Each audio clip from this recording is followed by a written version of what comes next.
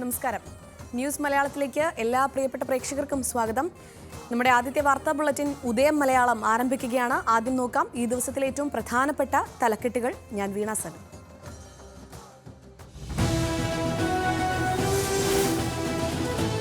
സംസ്ഥാനത്ത് ഇന്നും ശക്തമായ മഴ തുടരുമെന്ന് കാലാവസ്ഥാ വകുപ്പ്. 10 ജില്ലകളിൽ ഓറഞ്ച് അലർട്ട്, 5 ജില്ലകളിൽ വിദ്യാഭ്യാസ സ്ഥാപനങ്ങൾക്ക് അവധി. അതിശക്തമായ മഴയിൽ പലയിടത്തും മണ്ണിടിച്ചിൽ, ശക്തമായ കാറ്റിൽ മരങ്ങൾ കടപുഴകിയും അപകടം. സംസ്ഥാനത്തെ പല ഡാമുകളും തുറന്നേക്കും. തെന്മല പരപ്പാർ ഡാമിന്റെ 3 ഷട്ടറുകൾ 50 സെന്റിമീറ്റർ വീതം ഉയർത്തും.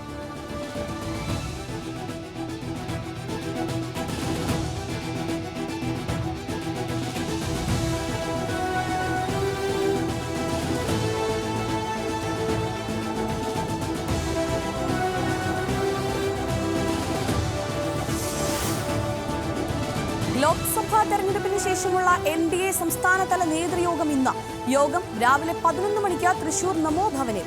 വി മുരളീധരൻ, കെ സുരേന്ദ്രൻ, തുഷാർ വെള്ളാപ്പള്ളി, കുമ്മനം രാജശേഖരൻ തുടങ്ങിയ മുന്നണി നേതാക്കൾ പങ്കെടുക്കും. തൃശൂരിലെ തെരഞ്ഞെടുപ്പ് വിജയമടക്കമുള്ള കാര്യങ്ങൾ വിലയിരുത്തും.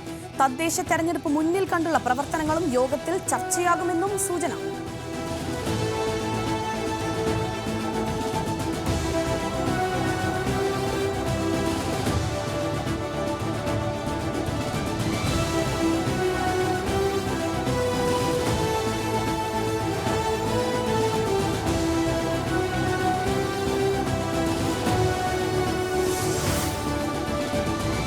പെരുമ്പാവൂർ ജിഷ കൊലക്കേസിൽ പ്രതി അമിറുൽ ഇസ്ലാമിന്റെ വധശിക്ഷയ്ക്ക് സ്റ്റേ.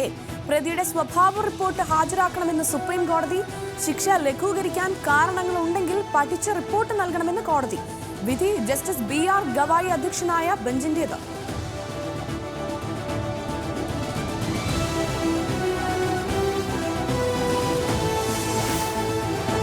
ശ്രീറാം വെങ്കിട്ടരാമനെതിരെ നരഹത്യാ കുറ്റം. ഉത്തരവ് തിരുവനന്തപുരം 1ാം അഡീഷണൽ ജില്ലാ സെഷൻസ് കോടതിയുടേത്. മാധ്യമപ്രവർത്തകൻ KM ബഷീറിനെ വാഹനമിടിപ്പിച്ച് കൊലപ്പെടുത്തിയ കേസിൽ കുറ്റങ്ങൾ പ്രഥമ ദൃഷ്ട്യാ നിലനിൽക്കുമെന്ന് കോടതി.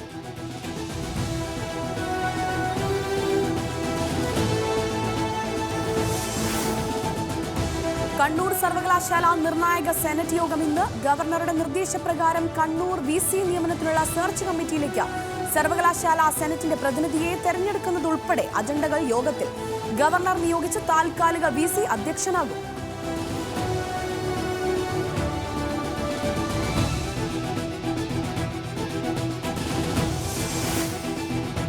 ഹേമ കമ്മിറ്റി റിപ്പോർട്ടിന്റെ പകർപ്പ് 24-ന് കൈമാറണമെന്ന് സർക്കാർ.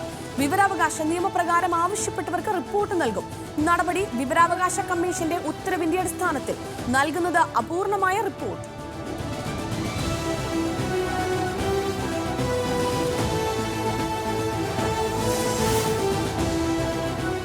ഗരേറ്റ് സൗത്ത്ഗേറ്റിന്റെ പിൻഗാമിയാകാൻ പെപ് ഗ്വാർഡിയോള ഇംഗ്ലണ്ട് ദേശീയ ഫുട്ബോൾ ടീം പരിശീലകനായേക്കും.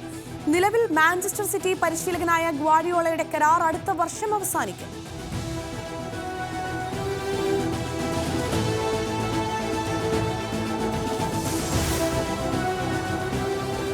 കാർഗോ ഹോൾഡ് ഏരിയയിൽ പ്രശ്നം കണ്ടെത്തിയതിനെ തുടർന്ന് എയർ ഇന്ത്യ റഷ്യയിൽ ലാൻഡ് ചെയ്തു. വിമാനത്തിലുണ്ടായിരുന്നത് 225 യാത്രക്കാരും 19 ക്രൂ അംഗങ്ങളും.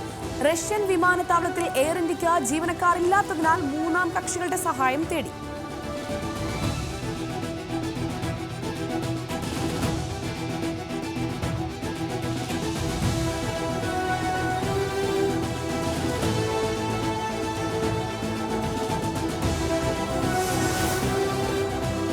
പ്രസിഡന്റ് തെരഞ്ഞെടുപ്പിൽ നിന്ന് Joe Biden പിന്മാറണമെന്ന് Barack Obama.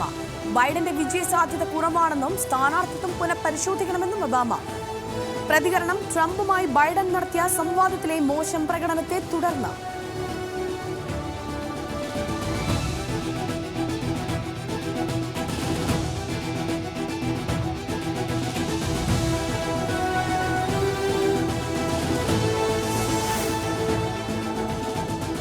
ശ്രീലങ്കയ്ക്കെതിരായ പരമ്പരയ്ക്കുള്ള Indian ടീമിനെ പ്രഖ്യാപിച്ചു. ഏകദിനത്തിൽ രോഹിത് ശർമ്മയും T20-യിൽ സൂര്യകുമാർ യാദവും നയിക്കും.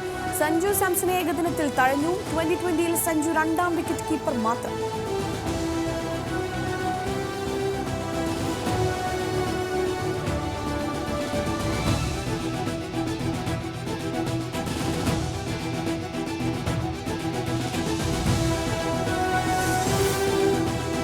വനിതാ ഏഷ്യ കപ്പ് ക്രിക്കറ്റിന് ഇന്ന് തുടക്കം. ആദ്യ ദിനം ഇന്ത്യ പാകിസ്ഥാൻ സൂപ്പർ പോരാട്ടം. മത്സരം വൈകിട്ട് 7 മണിക്ക്.